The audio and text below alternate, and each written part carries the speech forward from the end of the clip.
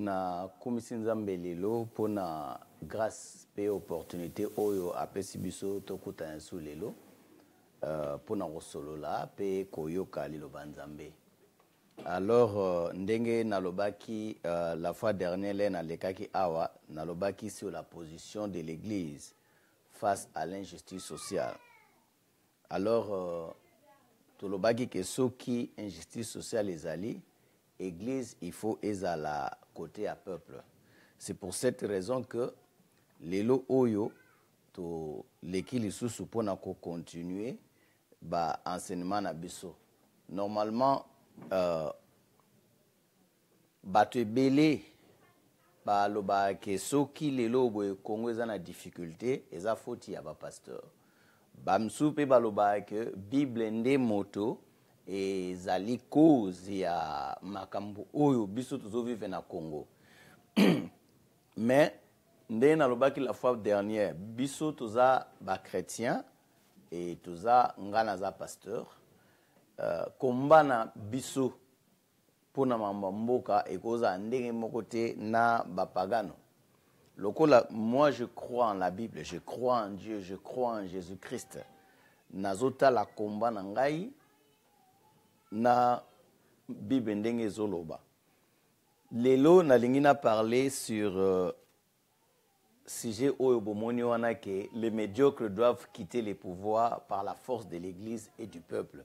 Na ko démontrer ngoka nyonso na kati ya Bible parce que natanga kala leto ya kola bakolo bana ko yebisa biso ke Bible wana so otanga ngo mobimba obela liboma. L'air na komi pasteur na tangi pe Bible to koti pe classe oyo ya Bible. Pour vous dire vrai, j'ai déjà lu cette Bible là de Genèse à Apocalypse plus de 12 fois. Alors plus nazotanga Bible na bandelité na suka na silisi na zongeli nazai ko découvrir toujours biloko asika et loko za aussi na tanga ngote. Pour plus ozotanga Bible même verset wana ko bimisa vérité soko zongeli on ya bimisa vérité mususu. Problème oyo biso tozana ngo na Congo ezaka ka biso te ba payer belé bazo vivre pe ba difficulté en Afrique. Na kota nga exemple moko neti na Cameroun. Na Cameroun bazana ba problème oyo bazalaka nango depuis kala entre ba francophone na ba anglophone bazo bomana pe. Soki biso etant que ba congolais tolobi to bunda toto lobela mboka na biso na kana biso particulier esika otoko réussir. Mais soki to bandi koluka cause par exemple kolobake Bible ezali base ya ba problème oyo biso tona na Congo nga personnellement na otema na ba ça c'est faux. Soki moto moko a telemi abike non ce sont les pasteurs au bazali cause ya ba problème à Congo na loba ça c'est faux. Plutôt les pasteurs corrompus, plutôt l'interprétation de la Bible, il y a des causes. Pour leur roi Léopold II atindaki ba explorateur au bayaki na sous couverture ya kozala ba sango atinda ba ngona Bible atinda ba ngopena minduki a utiliser Bible pour ayebaki déjà que ba koko na biso ba yebaki nzambe. Et puis quand les gens parlent que nzamba ba koko na biso na linka na yebisa bato wana ke les vrais juifs oyo bato batanga na Bible ezande biso. Ce sont pas les juifs blancs que vous voyez aujourd'hui. Les juifs blancs que vous voyez aujourd'hui, ce sont les faux juifs. Mais wana eza sujet mususu ya ko démontrer que ba juif ya tango ya Bible bazaki bato mwindo que Yesu yemoko azaki moto mwindo. Alors exactement mambo ebele oyo toko ko enseigner. Mais to pesi d'abord priorité na libération pe souveraineté en mboka na biso. Parce que tozana deux choses oyo personnellement biso tozo lobelela na nzela ya Bible pour la libération en mboka na biso o ezali sous occupation et puis tango to libérer mboka na biso sous occupation to récupérer souveraineté ya mboka na biso. Alors étant pasteur ngai pe nalandi ba pasteur ebele nde nalobaki la fois dernière Merci pour la bandeko nous ba soutenir biso, merci pour la bandeko ba komela biso, merci pour la bandeko o bazu ba action en Afrique du Sud na poto na bandeko oyo baza kata Kinshasa ba décider que non, il faut ba bimana ba église ba pasteur Kolabo, ezana ba te belé ba décider que ba kotika église a pasteur Soni, ba décider que ba kotika église a pasteur Mukuna, ba décider que ba kotika église ya Kankenza, ba décider que ba kotika église ya pasteur oyo ya Branamis aza na Regini kuna pasteur Baruti ba décider que pasteur Nyoso aza Kolabo ba kotika église na ye bato ba bike non en tout cas to landi makamundenge zo leka to moni que photo tika ba église wana to boyi nzambe te mais il faut to punir bango na encourager décision na bino ya kobima na ba église nyonso ya ba pasteur bo moni que baza ba collaborateur parce que vous comprenez que l'air to expliquer qui que l'air yeso alobaki que donner à César ce qui est à César. Jésus faisait parler par rapport aux impôts. Ce qu'un bon chrétien, il faut afouta pas qu'on aille. Ezali ndenge César n'a expliqué qui azalaki ko représenter l'État. Alors merci pour la bande ko ba comprendre ki yango. Sikoyo ezala bande musu ba senga ki éclaircissement pour na oyo balobi ke toute autorité vient de Dieu. Yangwana na lingi na expliquer ce loko pour la deuxième fois pour na bato ba comprendre ki yango bien te pour ba komi bien na kati ya Bible wana toute autorité vient de Dieu. Na yebi que la fois dernière totanga ki passage ya Romains chapitre 13 mais lelo na ina tangela bino sous passage mususu oyo bazolo ba toute autorité vient de Dieu. Ezande na expliquer ki la fois dernière mais eza oyo bato ba comprendre bien te. Natanga passage mususu lelo na 1 Pierre chapitre 2 verset 13. 1 Pierre chapitre 2 tokotanga à partir à verset 13. Babiboui. Soyez soumis à cause du Seigneur à toute autorité établie par les hommes, soit au roi comme souverain, soit au gouverneur comme envoyé par lui pour punir les malfaiteurs et pour approuver les gens de bien.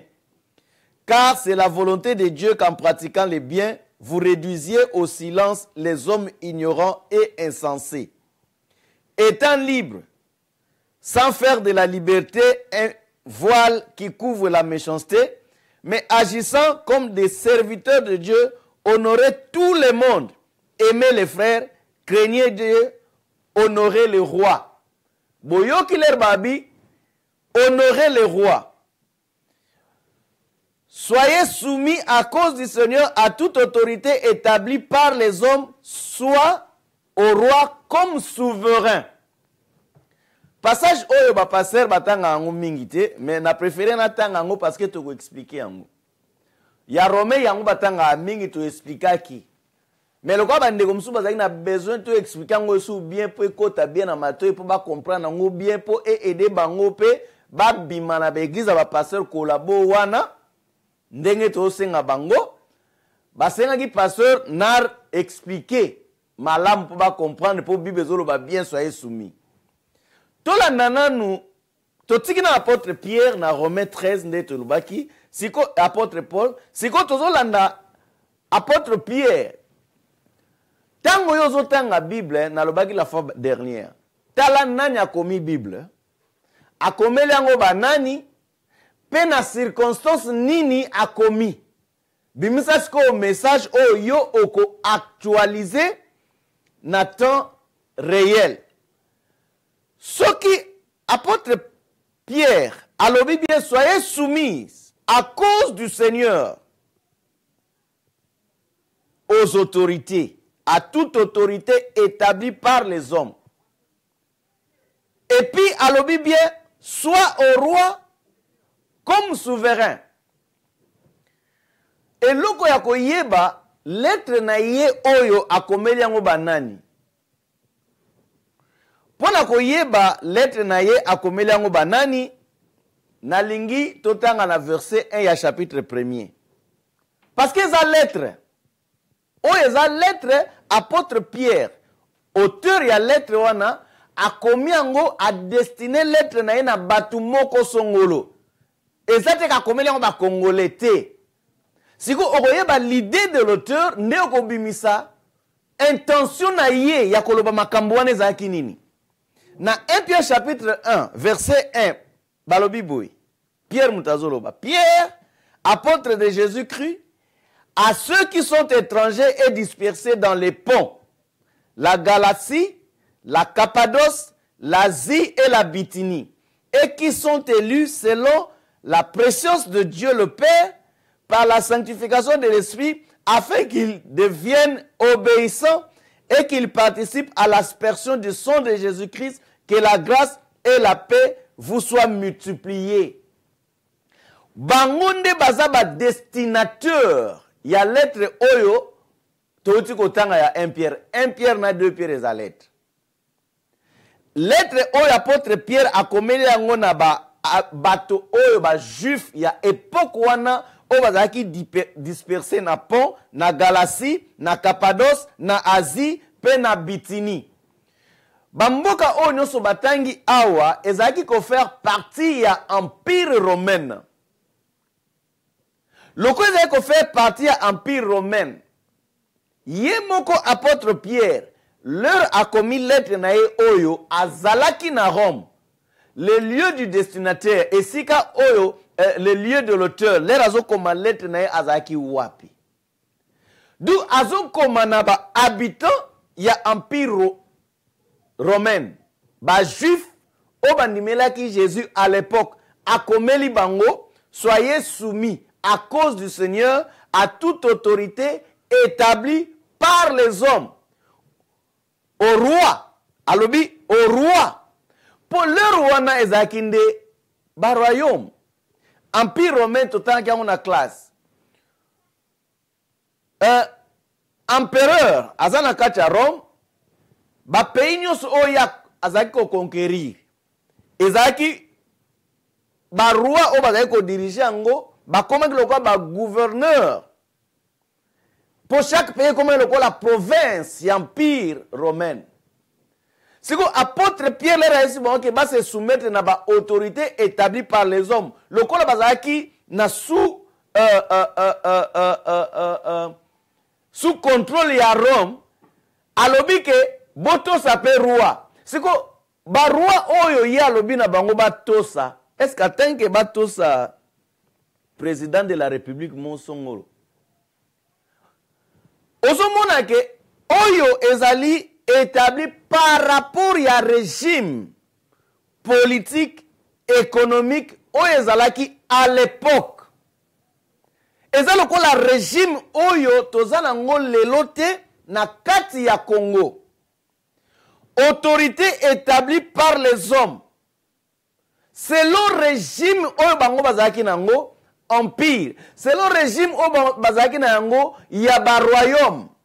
Or, biso nyonso yebi ke un royaume soki roi kufi muta koza pouvoir mwana na ye. Eze loko ya famille. Est-ce que vraiment Congo etikala kozala royaume depuis kala, depuis ba Belge ba ko tia mobulu, depuis tozwa indépendance, Congo elongwa royaume. Congo eza sou ya mutute, Congo ekoma ya peuple. Eza sou ya famille te. Eza lokola en Angleterre.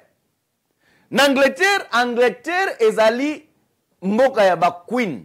Eyebani nango ba politicien oyo basalaka na politique ya Angleterre awa na ba politicien monde entier. Bayebi ke soki queen akufi muta ko remplacer mwana na ye.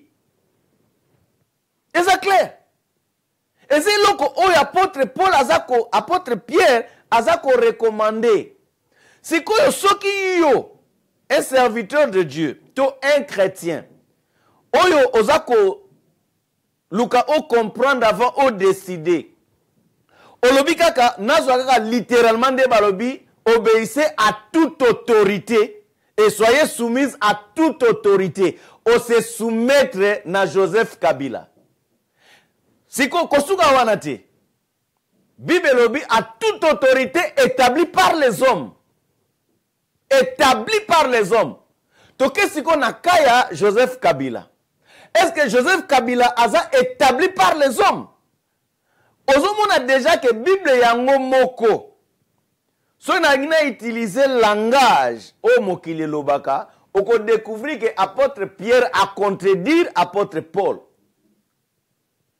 Parce que à contredire apôtre Paul na raisonnement ya ba congolais toloba. Parce que nalandaki pasteur Barouti alobi toute autorité vient de Dieu. Mais apôtre Paul alobi toute autorité établie par les hommes. Ozomona contradiction wana. Paul alobi toute autorité vient de Dieu. Apôtre Pierre alobi bon se soumettre à toute autorité établie par les hommes. Donc autorité nyonso oyo batu batie.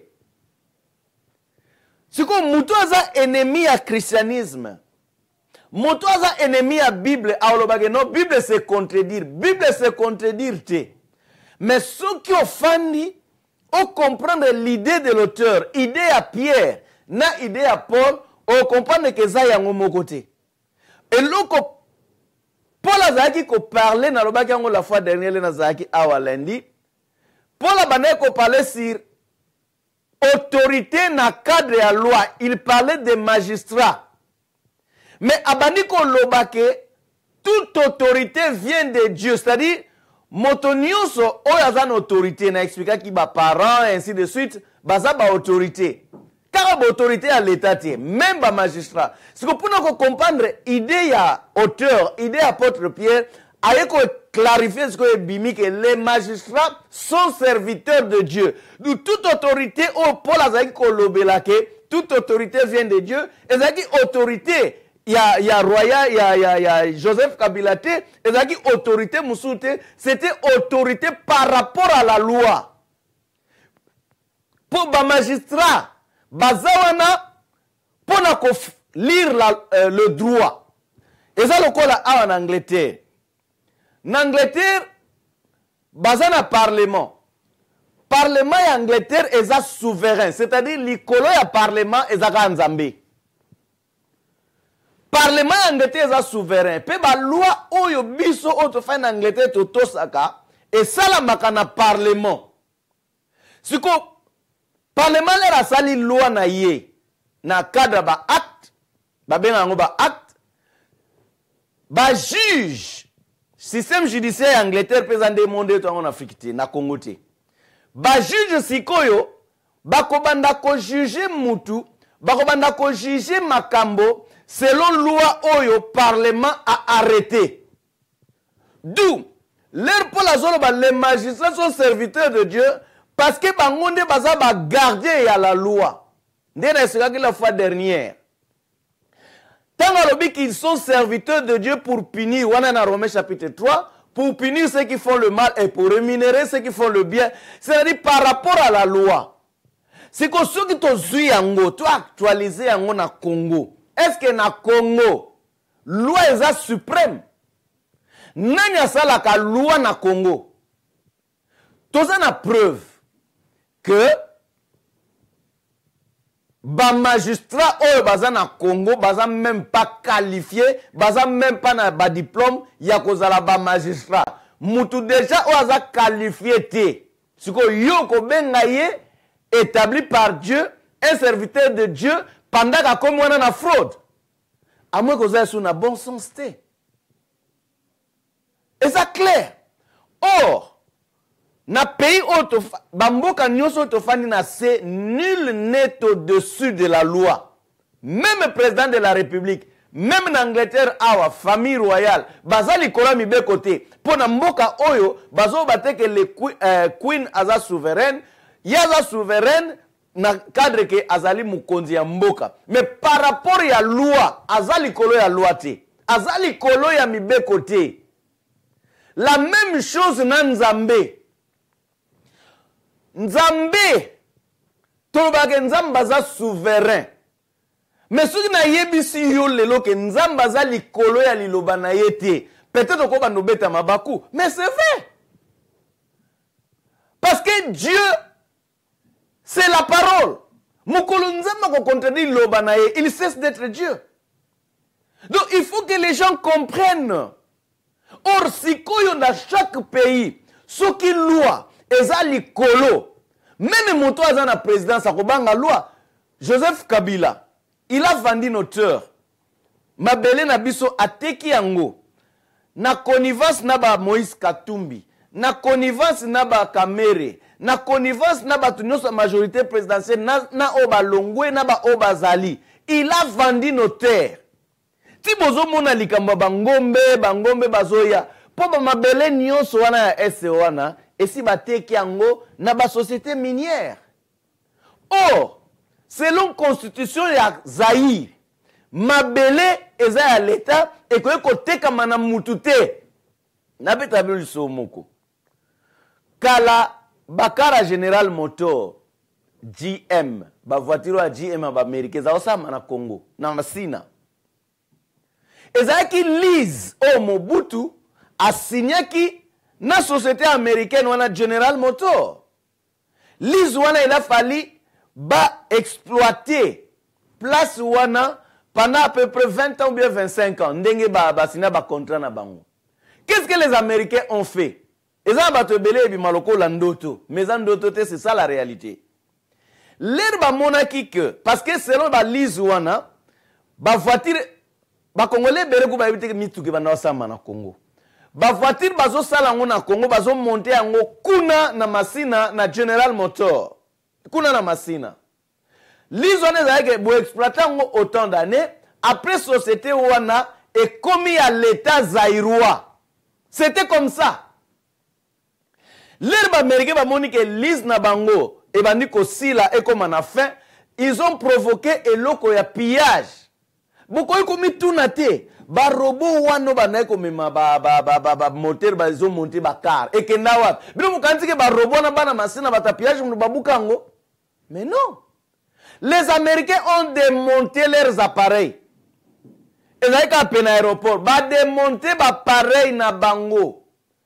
Ba kotika na sese le kola mutumundu atraisaka yemoko. Ba provoquer eloko oya pillage. Pour pillage yango peso ko otala. Ezaki nango likamba bale. Bana basi ba keko beta bale na Sénégal. Ba beta bango na Sénégal kuna. Pillage sa amité. L'air ba keko beta na Congo Brazzaville ba beti bango pillage likambo ya tinate. C'est ce qui a amené le pillage. Ezaki occasion pour les Américains bazo ba biloko na bango si ba mbalaki ba memiango ba kei lelo bo General Motor koya. Matériel moko etikalate. Donc c'est pour vous montrer que makambo Joseph na gouvernement ba bazo sala ezali contre loi ya mokili nyonso même en Angleterre to sombaka ndaku to sombaka mabelete.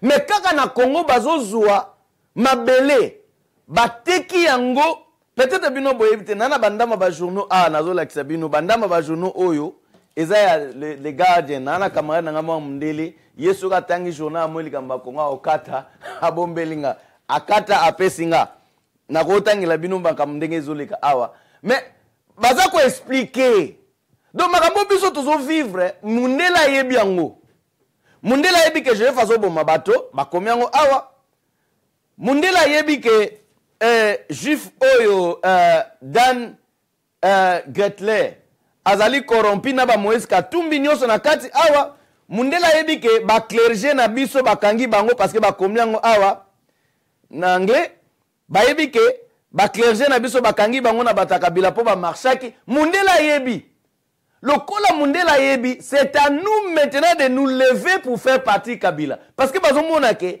cause obiso tozo bunda eza cause moko juste. Joseph n'est pas une autorité établie par Dieu. Nasuki na wana pona apôtre Paul. N'est-ce qu'on apôtre Pierre? Apôtre Pierre a dit, soyez soumis à toute autorité établie par les hommes.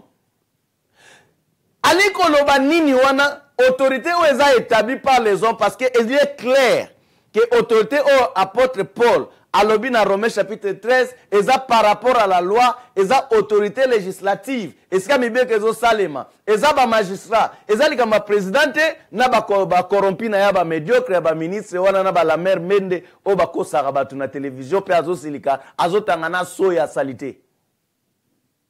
Mais apôtre Pierre a contredire oyo Paul alobi abi autorité oyo bato batie. Ce que Joseph Kabila, pour passer que Joseph Kabila est serviteur de Dieu. Nanya tieye. Déjà, ezan zambete mutatieye. Qui a établi Joseph Kabila? Tokenana ba élection nini oyo majorité ya bato ba voter Joseph Kabila. Ezan la différente entre élection na oyo bango bazo sala légalisation ya pouvoir na bango. Pour eux, nous biso to sala na Congo n'ont jamais été des élections. Pour Joseph Kabila, aye na pouvoir par un coup d'État. Un président en exercice, en la personne de Laurent Désiré Kabila, a été tué dans sa résidence. C'est comme ça que Joseph Kabila est arrivé au pouvoir. Joseph Kabila n'est jamais arrivé au pouvoir par les élections. Azaki soda, til lelo aza soda. Loko la constitution na biso, elobi ke soda akoki jamais koza na magistrature suprême. Joseph alongoli atiki kolata bilamba ba soda, akomi kolata civil. Mais azaka ka soda, azaka ka militaire. Joseph alongwa soda te. Joseph akomi na pouvoir wana pona elek. Soki tolobi to zwa penza makambo apôtre Paul alobi, apôtre Pierre alobi awa. Natanga ngoli sou bien. Apôtre Pierre ndenga alobi awa alobi na 1 Pierre chapitre 2 verset 13. Natanga ngoli sou bien. Ndenga alobi awa. Soyez soumis à cause du Seigneur à toute autorité établie par les hommes. Nasuki kawana. À toute autorité établie par les hommes. Est-ce que Joseph a été établi par les hommes? Et cette question, Oyo, on répond. Surtout, Kinshasa, Borobi Pasteur a expliqué. Est-ce que Joseph Kabila, Oyaza président du Congo pendant 17 ans, était établi par les hommes?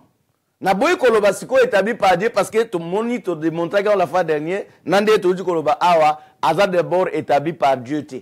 Siko Tozonga Siko Sokaza établi par les hommes. Banani Bachaki Joseph Kabila. Or, Congo est la république. Pour comme président, il faut population et voter yo. Population ni ne voter qui Joseph. Pas comme président. Tozonga en 2006 c'était pour Joseph Akoma qui déjà co-dirigeait Congo en 2002. Banani ba votaki Joseph pas comme président ya Congo.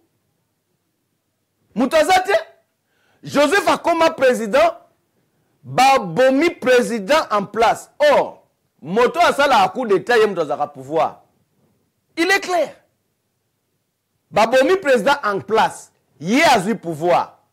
Pour légaliser pouvoir na yé a régné pendant plus ou moins 5 ans.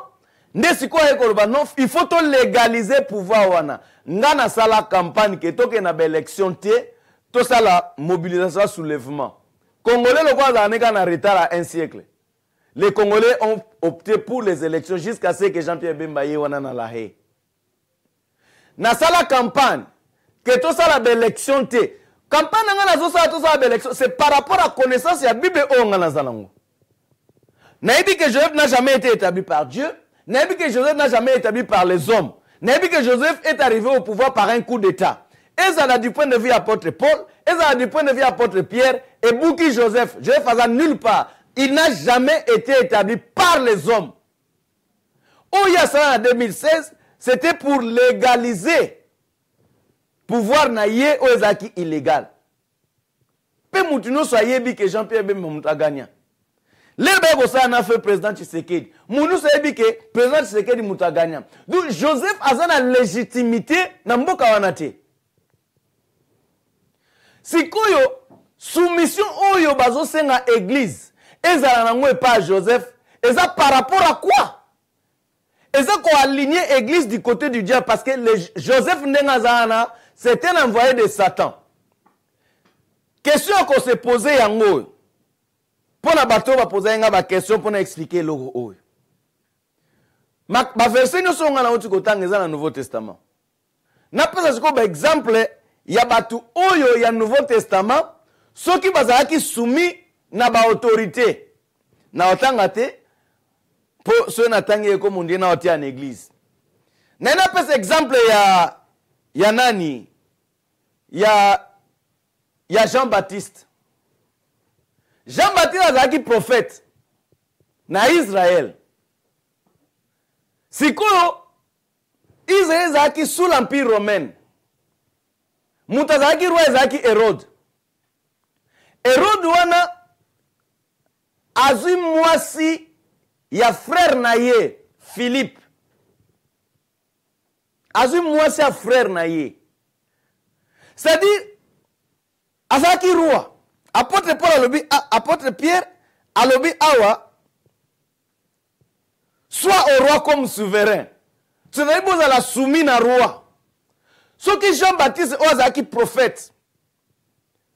On dit que l'esprit de l'Éternel était sur lui. Et c'est lui qui a introduit le mystère de Jésus, le ministère de Jésus. Donc, l'esprit de Dieu, on est fanny katina Jean-Baptiste, et il y a quand même verset, oh, que faut la soumis na roi. Si le roi est un souverain, asali inceste, c'est-à-dire azui mwasi ya frère na ye. Eza kwa yo zolanda nga frère na yo azui mwasi na yo soko za mwana mbali. To yo azui mwasi ya frère na yo. Siko prophète azawana. Akoko zaka afani ne calme parce que babi que soyez soumis. Parce que babi soyez soumis au roi comme souverain. Jean-Baptiste a quoi fanda calme. Jean-Baptiste a fanda calme ti. Bible zolo va clairement Jean-Baptiste a télémeli Hérode. Alobina Hérode, likambo oyo sali, ezali abomination. Et tant que roi, il faut yo enseigner par exemple. Comment yo okoyo ko sala inceste, ozo mwasi ya frère na parce que oza roi. Question ngeza yango. Jean-Baptiste, yo répondre na question wana. Jean-Baptiste a tosi apôtre Paul. Toi, à tous apôtre Pierre. Ozomona que Jean-Baptiste a tous ni apôtre Paul, ni apôtre Pierre. Pour bangono sobaye simanaye. L'air Jean-Baptiste a zoté à l'île Banzambe, apôtre Pierre n'a bon amitié. Les Jean-Baptiste a zoté à l'île Banzambe, apôtre Paul n'a bon amitié. Apôtre Jean, plutôt, Jean-Baptiste le prophète a baptisé le Seigneur Jésus-Christ. A baptisé. Mais à tous même pas maloba oyo apôtre Pierre na apôtre Jean Baeko loba sima a télémé le roi. Yo pasteur oya oloba que toute autorité vient de Dieu, ce n'est pas moi qui va faire partie Joseph voilà pasteur Barouti. Ce n'est pas moi qui va faire partie Joseph Kabila, c'est Dieu. Pasteur Rebi Bibliothèque. Jean-Baptiste a dit que non, et moi je ne peux pas reprocher Hérode, je suis seulement prophète, je suis venu pour annoncer l'évangile, la repentance et introduire le ministère de Jésus. Mais à quel côté m'a Hérode? Parce que l'homme de Dieu, devant l'injustice sociale, un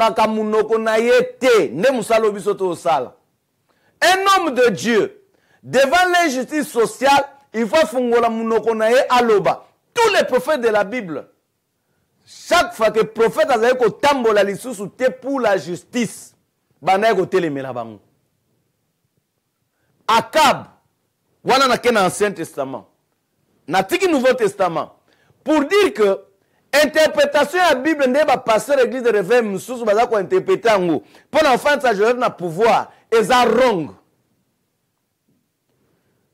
Akab akei na bilanga ya Naban. Bilanga ne zaki ya vigne 20. Bande ko kolo na ba raisin. Pour basala ka 20. Akab a envié bilanga wana. a proposé naba asomba yango na mbongo. Mukolo ferme alobi non na koteka ferme na ngati na koteka plantation na ngati pour plantation na ngala héritage. Papa na nga zwangwe pa papa na ye, papa na ya zwangwe pa papa na ye, papa na ya zwangwe pa papa na ye, papa na ngati kelinga eza héritage à famille na koteka yango te. Landa bien. Akab azongi na ndaku na mawa na souci parce que abane ko envier plantation wana a proposé ko boto lango te, a proposé ko somba yango, mais mukolo bilanga alobi ke valeur nango mbongo ko somba ngo ezate pour héritage à famille. Moi si na Jezabel, moi si na Jezabel a yebisabi oh yo zala mabwende nini. Oh no tala nanga ke somba bilanga ya ka nabal aboyi. Même moi si nabi me yo za roate zwa yango. Akaba fandinie Jezabel azui basoda atindi bango aiboke no bomana balwana. Bake babomiye akaba ribo mutu anga bana opimelo bilanga alisi akufi kende bilanga ekomi ayo. Eli ozaki prophète afanda gita Eli afanda gita fana nye azela akaba silisa bonga lobano problème ya Akab etali ye na nzambe mutako juger ye. Eli ake kokutana na Akab alobi likambu oyo sali étant que roi ezamabe. Pe Eli a telemeli Akab Jezabel batumsu balo babino ba passer bozo kima po anine toza batali boso te po Eli pa kimaki. Jezabel akani aboma Eli a ke exil, Eli a kimi. Pourquoi? Parce qu'il a dit la vérité au roi Akab devant l'injustice sociale. Akab aboma mutumoko à l'époque. Mais Joseph a tué plus de 12 millions. Et vous, le pasteur, vous dites qu'il a été établi par Dieu. Je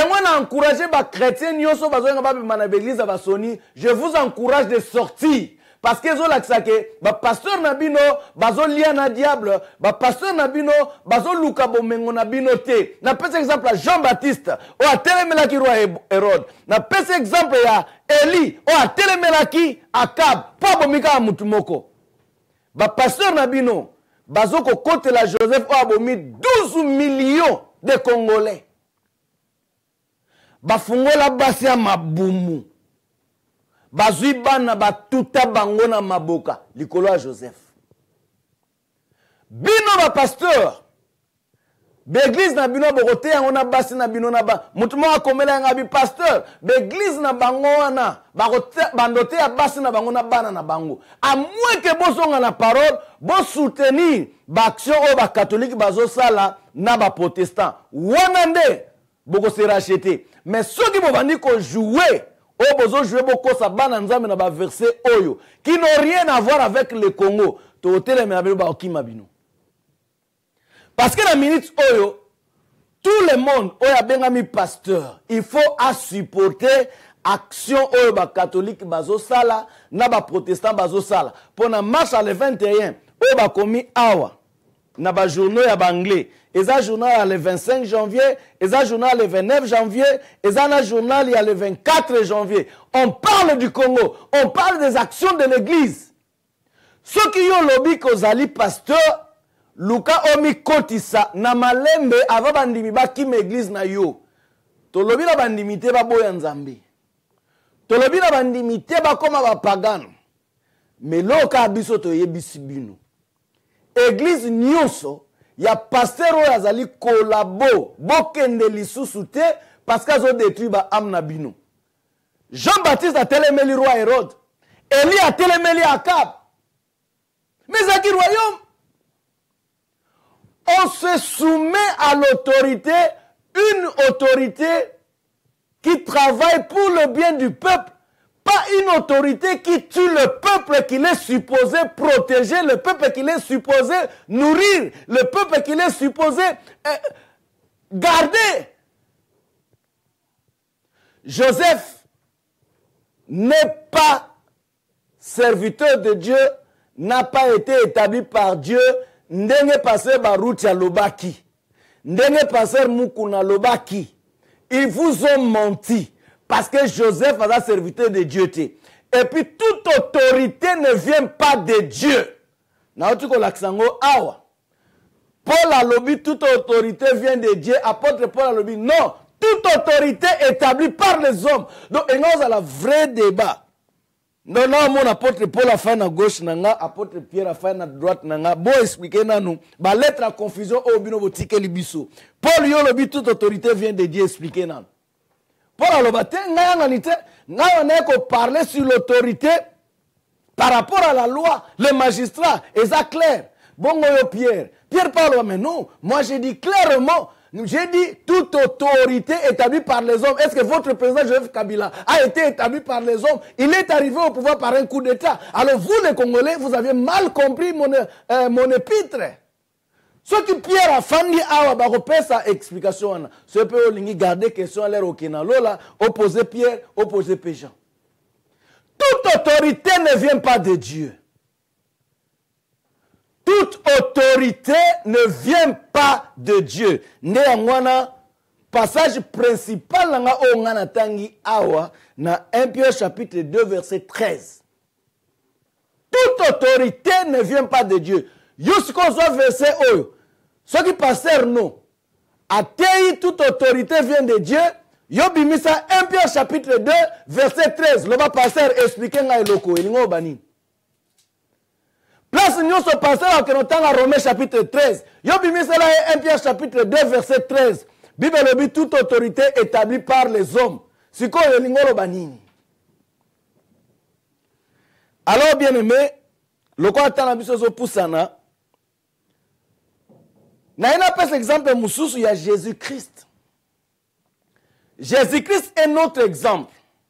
Il est le Fils de Dieu. Mais à un moment donné, Batu Hérode, Bayeko yebisa Yesu babi Seigneur, Hérode azo lukayo. Jésus, comme un vrai juif, Jésus est la parole. D'où tes athées. Les chrétiens nous disons que la Bible est la parole de Dieu. C'est-à-dire la Bible c'est Jésus.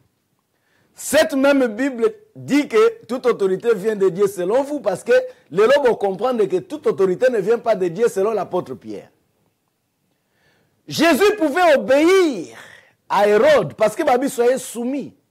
Jésus pouvait se soumettre à Hérode et partir à l'invitation. Parce que Hérode a son luka Yesu. Et lequel a qui Hérode? Pour les Jean-Baptiste a télémé là qui est Hérode azaki gêné. Bible peut si ba détail belete sur l'arrestation de Jean-Baptiste. Azaki influencé par moi sinaye. Azaki influencé par Yabato. Maintenant qu'on travaille là, comment Jean-Baptiste pouvait humilier comme ça? Hérode a kangi Jean-Baptiste a tué na prison. Mais il avait peur de Jean-Baptiste parce que Hérode savait que Jean-Baptiste c'était un prophète. Nengepe Joseph azobanga mosengo lelo. Joseph ayebi kako simba mosengo te posoka simbiye e yindi e bebi Roma koti makamona kanai pour romeza pays. Jean-Baptiste l'Hérode a kangi a tué na prison. Asalaki feti Hérodias mwana ya mwasi na ye azaye kobina Hérode lokola molimo kindumbe lata ye asepe na loketo mwana ndenga abini abisenga onyoso kosenga na kopesa yo mwana na ketu na mama na ye mama na abi loba ba pesa muto Jean-Baptiste. C'est pour dire que même Jean-Baptiste na prison azaki toujours ko déranger. Malgré que Jean-Baptiste azalaki toujours dérangement pour Hérode na mwasi na Yohana o azaki ndeko mwasi ndeko na ye. Mwasi na conseiller moi na ya bino kende ko senga mutu ya Jean-Baptiste na plateau. Loko les maloba ya roi nde na lobaki. Parole ya roi to ya empereur à l'époque ezalaki loi. lokola roi lobaki yango na miso ya bato soki ase rétracté autorité na ye nyonso ekwei. C'est à ce moment-là que roi Hérode apesaki ordre bazwa mutu ya Jean-Baptiste batia yango na plateau bapesa mwana wana. Seule façon kozwa mutu ya Jean-Baptiste ezali ke fo bakata mutu wana. Or kokata mutu eza koboma Jean-Baptiste. C'est ce qui s'est passé. Mais lui-même Hérode ne voulait pas tuer Jean-Baptiste. Alors, nazungi na likambo ya Yesu. Yesu lia se soumettre. Ndenge ba passer bazoba na ba congolais ba se soumettre na assassin ya Joseph. Moto a corrompre mboka na biso. Moto a yibi ba bien na biso bazolo bato se soumettre na ye. Joseph, c'est un assassin.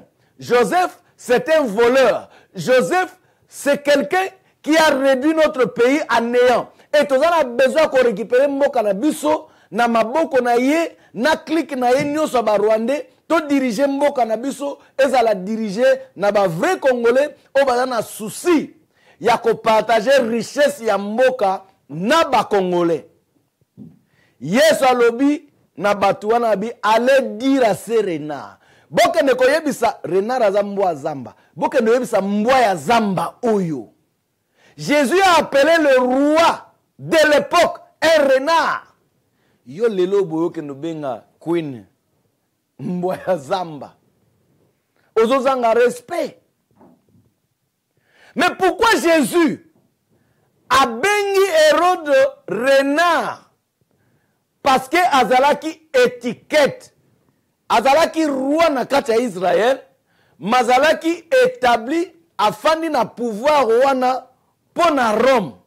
Il ne travaillait plus pour le bien des Juifs, mais il travaillait pour Rome. Ne soit bengi renard. La même chose. Joseph. Monsieur m'a bengi médiocre. Toliko bengi renard te parce qu'il est médiocre. Parce qu'il ne travaille pas pour le bien des Congolais. Avec toutes les richesses, oyo mboka na biso eza nango. Lelo boye, eza na batu oyo, nazwaki rapport moko ya ba soda, ba policier, basali 3 ans, bazo futa bango te, bazo pesa bango ka ba prime. Policier 3 ans, ba futa kaye te. Nazwaki rapport muso batu mususu na ba na compagnie l'État, ba futa bango avance na salaire na bango. Mutu salaire neza $20, mais bozo pese avance ya salaire. Na mboka lokola Congo. Comment bazali ko supposer mutu a vivre? Pendant que ye oya ye na babot ya mbula, aza lelo milliardaire. Katumbi azali koteka mbisi na Zambie. Aza lelo milliardaire. Kamere otofanda ki na ye na Kisasa, un monsieur normal. Aza na bandaku partout na poto, maman na ya fanda awa na Angleterre. Tous ces millions, bazio ngo wapi, kaka na mbongo na biso ya Congo bazo teka. Siko toza na problème sérieux. Sok nde tozo senga démission ya Joseph. Eli koloba, na parlement, na sénat, nyonso fo elongwa, nyonso fo démissionner pour mandat na bango ezali sous-souti. Seule façon ezali que nous devons soutenir les actions oyo église catholique azosala na église protestante pe akoti makambango na ba passer musu église de réveil o ba bazana kombote ba koti makambango. Mais message nanga eza plus na bandimi ya ba pasteur wana o natanga ekombo awa ba pasteur kolabo wana. Même ba pasteur kolabo o bazana poto. Je vous demande de les sanctionner aussi. Fandana na palais, fandana na ndaku, tokende ko luka église ya pasteur oyo azali na souci ya mboka okende ko sambela. Kokende ko pesa mutu na yote et pas ya pasteur oyo azokosa bato na ba verset belé koloba ke bobondela pona mboka. Na ina sukisa. 2 jours passés awa avion de chasse ya ba juif ezalaki attaqué na ba Syrien. Premier ministre ya Israël, parce que wana etali bino siko ba chrétien. Premier ministre ya Israël aleki na télévision alobi te ke o biso toza ba juif toza bana ya Nzambe tozali ba frère ya Yesu religion chrétienne eute pa na biso alo tokosambela Nzambe akopinir ba Syrien. Non. Benjamin Netanyahu oyo aza premier ministre ya ba juif ya Israël alobi Israël doit défendre sa souveraineté. C'est-à-dire, menace nyoso bako riposter. Chrétien congolais, zana na mayele naloba toujours. Israël est la source de ma foi. Mais Israël ne peut pas me retrancher de ma tradition et de ma culture. Nga naza congolais. Culture na nga, na tradition na nga, etikali ya ngai. Foi na nga ne uche pa ba juif na Israël, mais culture na nga te. Tradition na nga pete. Nde na lobaki la fois dernière. Seules les religions ont permettre mutu asambela à garder culture na na tradition na ye, eza la religion chrétienne. Ba chrétien oyo ba pengui baza ba chrétien oyo bayambi na foi ya ba juif bazwi pe na culture ya ba juif bazwi pe na tradition ya ba juif ekomi ya bango. That's wrong. Benjamin Netanyahu alobi tokosambela te, atangi même pas likambo prière, atangi même pas Nzambe, atangi même pas Torah, atangi même pas au synagogue, alobi ke toko défendre autorité ya mboka na biso. C'est pour dire que ezali droit, chaque pays, il faut à se défendre. Biso sikoyo, nous sommes dominés, nous sommes malmenés, nous sommes tués par les mêmes personnes qui sont au gouvernement. Neti awa, ndambo ya journal oyo bakatela inga ya The Guardian, ya le 26 janvier ba obiboy. State killings in DR Congo, so as Kabila clings to power. État ezoboma na République démocratique ya Congo parce que Kabila a nganzami na pouvoir. Siko munela yebi makambuana. Soki biso to bimina nzela pona Kabila longwa ba okondane biso. Ba mona biso plutôt bazo eto fandinier. Na remese bandeko nyoso bazo manifester à l'étranger. Po makamto sala tant oyo tozali za sous temps ko dénoncer te. Les combattants ont fait le travail, un travail parfait, un travail qui a réussi. Les combattants ont fait un travail magnifique. Yako dénoncer makambu nyonso ti e koma ko komama na ba journaux awa. Mokili yeba yango, onye yeba yango, eza musala ba combattant. Siko ezali siko biso nyonso. Tokota siko na libération za suli ka makoloba te. Biso ba Congolais toza capable makasi na kolobaka. Likambo esaemi babomi bato. C'est vrai monde yebi yango. Toleka étape wana babomi bato. Toloba yango lisuti. Awa siko eza question ya ba action. Quelles actions nous devons faire? Bandeko ba mona kile na saki vidéo, le na senga ki mosengo andima makambo ya ba laïque elongo ya ba laïque ekoma catholique mobimba. Mosengo aki voix oyo biso to sengi abandi koloba. Siko to senga ki ba pasteur protestant bakota makambo yango.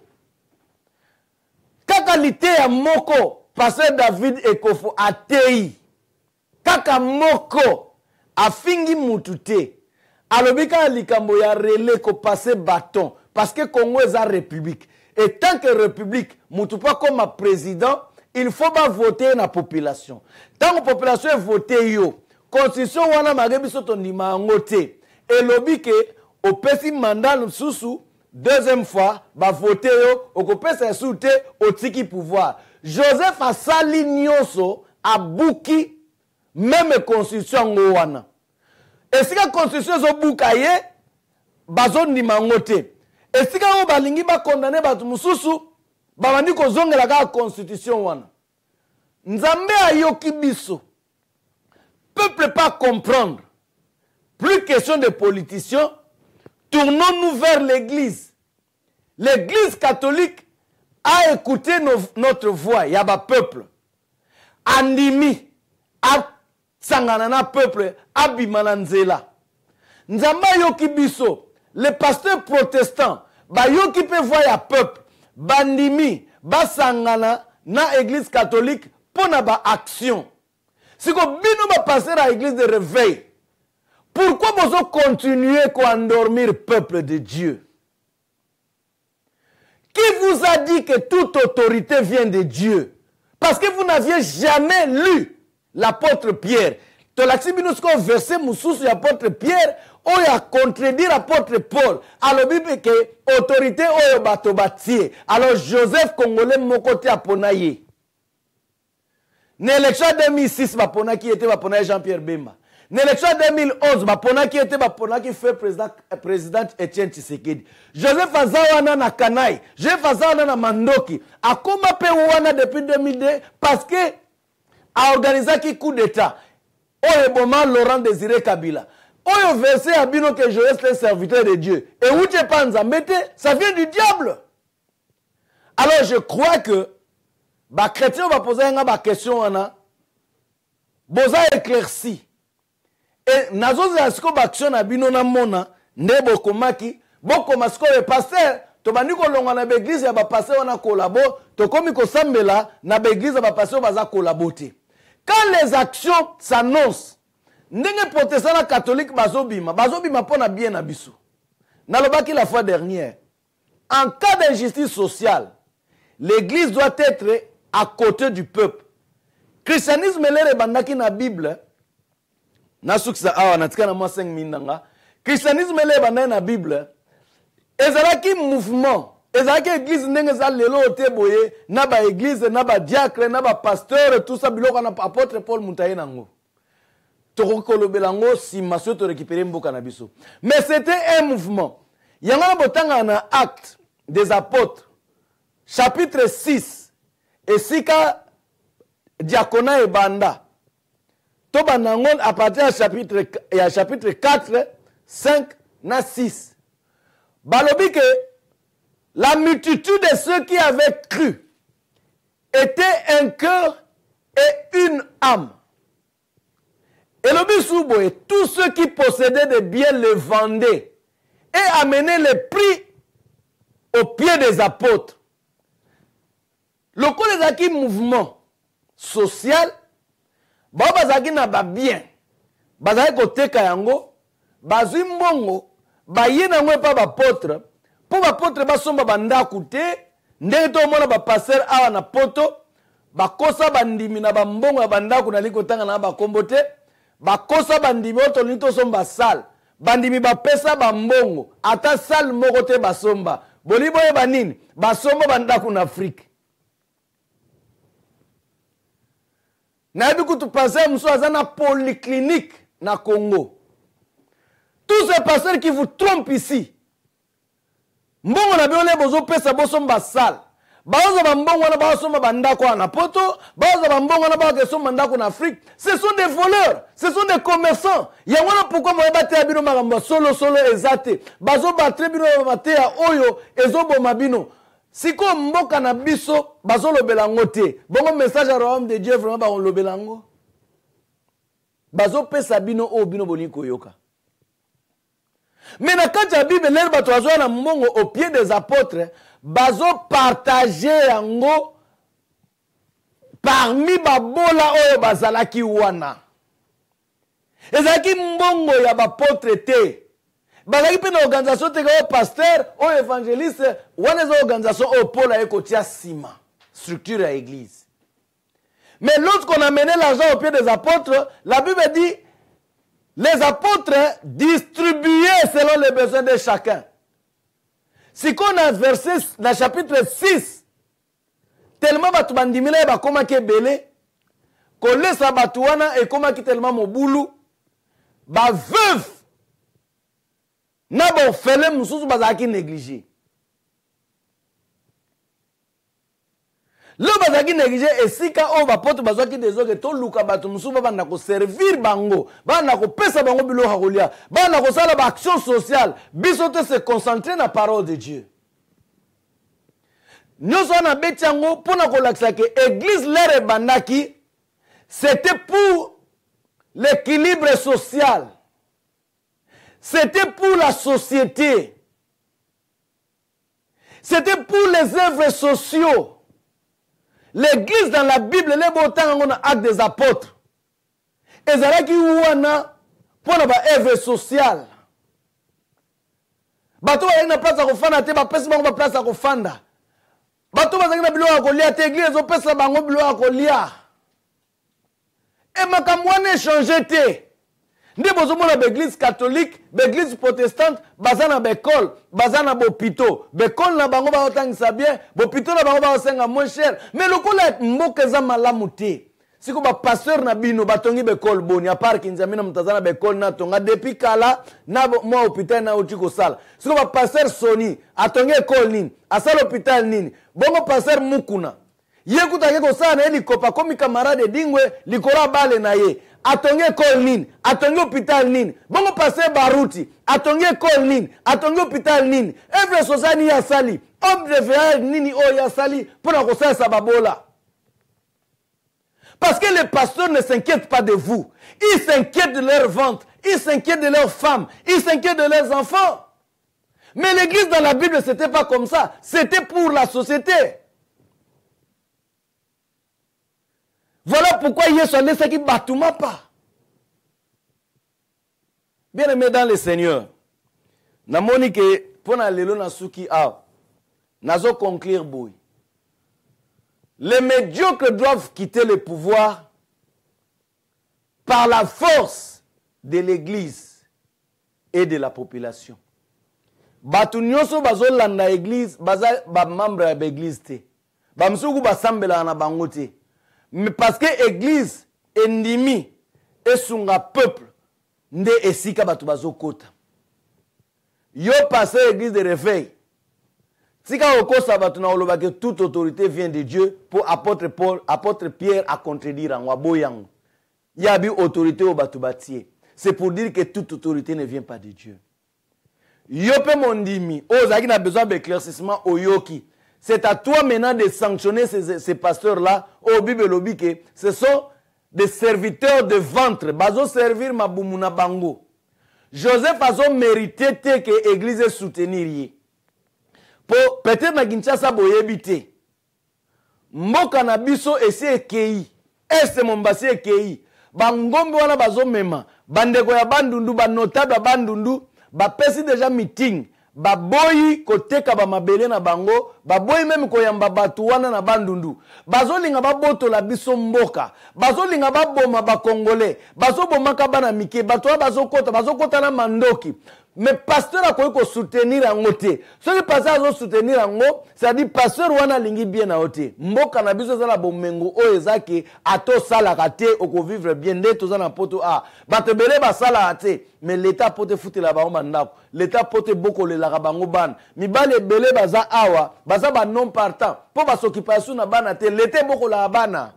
Ba comment l'exata na ba dame na ba salon de coiffure. Makamande to ko sala na mbongo ya Congo.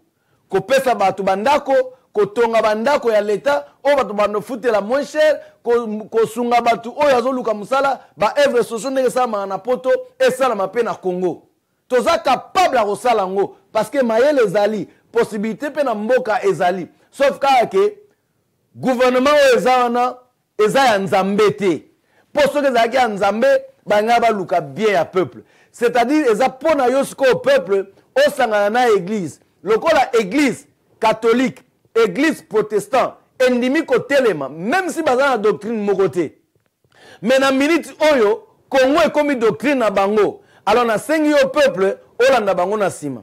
pasteur à l'église de réveil peut poser d'accord nanga boza déjà bokonye kozala bokonye ko mobiliser peuple bino ba pasteur oya ba collabo nazolo bela kutu bino te nazolo bela siko bandimi na bino bolongo na ba église na bango wana moya ko sanctionner bango yango wana nzambe apambola bino to kuta na dimanche ote dimanche oyo eoza madame F mutaoleka awa soki aleki dimanche prochain dimanche oyo koleka wana siko ngana koya ko répondre sur na ba question oyo bokoye ko poser to koya na sujet mususu pona ko éclaircissement ka mususu oyo boza na besoin ba éclaircissement bo tika la malamu boko tokokuta na dimanche prochain na madame F nzambe a pambola bino bye.